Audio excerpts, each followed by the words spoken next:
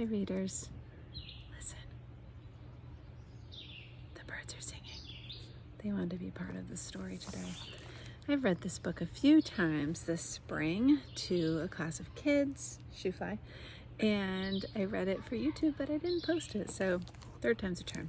It's called Poetree, and it is by Shauna, LaVoy, Reynolds, and I want to note that it says Poetree, which is different than poetry, the form of writing.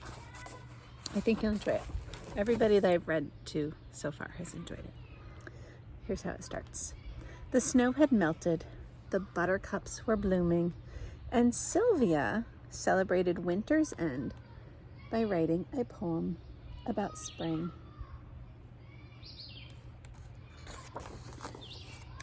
She walked with Shell to the park at the top of the hill and read her poem to a squirrel. Here's her poem. Spring is here at last. I hope it doesn't end too fast. Like a bee, I'll sniff each flower, and I'll enjoy each springy hour so much. The squirrel seemed grateful. Sylvia tied her poem to a birch tree and headed home, hoping that it didn't count as littering if it made the world more splendid. I think she's good. Whoop. Make a slight adjustment here. Don't fall, phone, don't fall. The next morning, Sylvia passed the birch on her way to school. From a distance, she saw a poem, her poem, fluttering in the breeze. But when she got closer, she realized it wasn't her poem at all. The new poem says, I think spring is the best of the seasons, for plenty of excellent reasons, like birdie parents building nests where all the baby birds can rest and play. Sylvia's heart did a somersault. She never imagined the tree would write back. Do you think the tree wrote back? In class, Sylvia daydreamed about her new leafy friend. Sylvia, please pay attention, said Miss Oliver. Yes, Sylvia, whispered Walt, the boy sitting behind her. Their classmates giggled, and Sylvia sank into her seat. I think she's a little embarrassed that she wasn't paying attention. After lunch, Miss Oliver taught the class about haiku. Haiku is a form of poetry, and it says a haiku poem is a 3-line poem with 5 syllables in the first line, and then 7 syllables, and then 5 syllables again in the third line, and use seasonal words in a haiku. Sylvia struggled to contain her excitement in 17 syllables. Here's what she came up with. White birch on the hill speaks out loud through rustling leaves, great green poetry. Miss Oliver gave Sylvia a gold star. Look what Walt is doing. He's sticking his tongue out. He's being kind of rude to Sylvia about her gold star. When the bell rang, Sylvia ran straight to the poetry.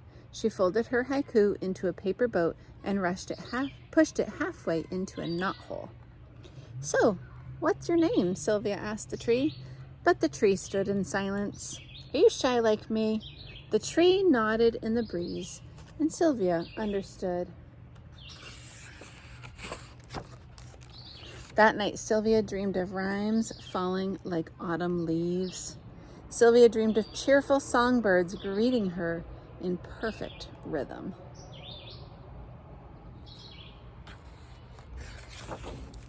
On Saturday morning, Sylvia rushed to the park with a heart full of hope. The knothole was empty, and she saw no notes on the branches, but the whisper of the wind in the leaves above her was like a poem. Flies in my eyes during this book. Sylvia looked up and saw fragments of sky peeking through the treetops. She spoke the words that blossomed into her mind. Here's her next poem. Sky so blue, grass so green, tree so tall in between. Favorite friend in morning light, and under moon glow late at night. Another poem for her poetry. Sylvia selected a twig from the ground and gripped it like a pencil. Bye, Sylvia, she wrote in the air. But that didn't seem right. Love, Sylvia. She waved her stick with a flourish, accidentally hitting a branch. A tightly folded ninja star fell at her feet. Sylvia couldn't unfold it fast enough. The bird is still singing along back there. I've wondered a while, can a tree and a child be friends? Your words give me hope, said the poem in the Ninja Star. Sylvia felt a spark in her heart. Good thing she brought sidewalk chalk. She scrawled in big blocky letters so the birch tree could see. Here's the next poem. I never thought that I would see such lovely poems from a tree. I wish that I could climb and live among the words you love to give. But if I lived up in a tree, I sure would miss my family, especially Shell. Sylvia thought it was the greatest thing she had written in all her years. She wrapped her arms around the poetry. It was stronger, wiser, and kinder than the children at her school. She knew she would always have a friend at the park. She didn't open her eyes until Shell barked. Let's see what Shell's barking at. Walt was there, staring at the Ninja Star haiku sticking out of Sylvia's pocket. That's not for you. That's for my tree. Sylvia blinked. It was from the tree just for me. Walt shook his head. Sylvia didn't understand. Had the tree she loved so much not given her a thing? Where do you think that poem came from? I think it came from Walt. Sylvia wanted to cry, but not at the park. Walt didn't want her to cry either. I'm sorry I was mean at school, he said. That made Sylvia smile. Glad they're working it out. A friend of the tree is okay with me. She could never resist a good rhyme. Walt read Sylvia's chalk poem out loud. You're a wonderful poet, he said. You deserve that gold star. But who is Shell? Sylvia pointed. My best friend's name is Shell. I think he likes the way you smell. I can tell, added Walt. The two poets giggled. Can I borrow your chalk? Walt composed a new poem next to Sylvia's. Let's read the new poem. It says, if you want to share a poem with me, give it to the tall birch tree.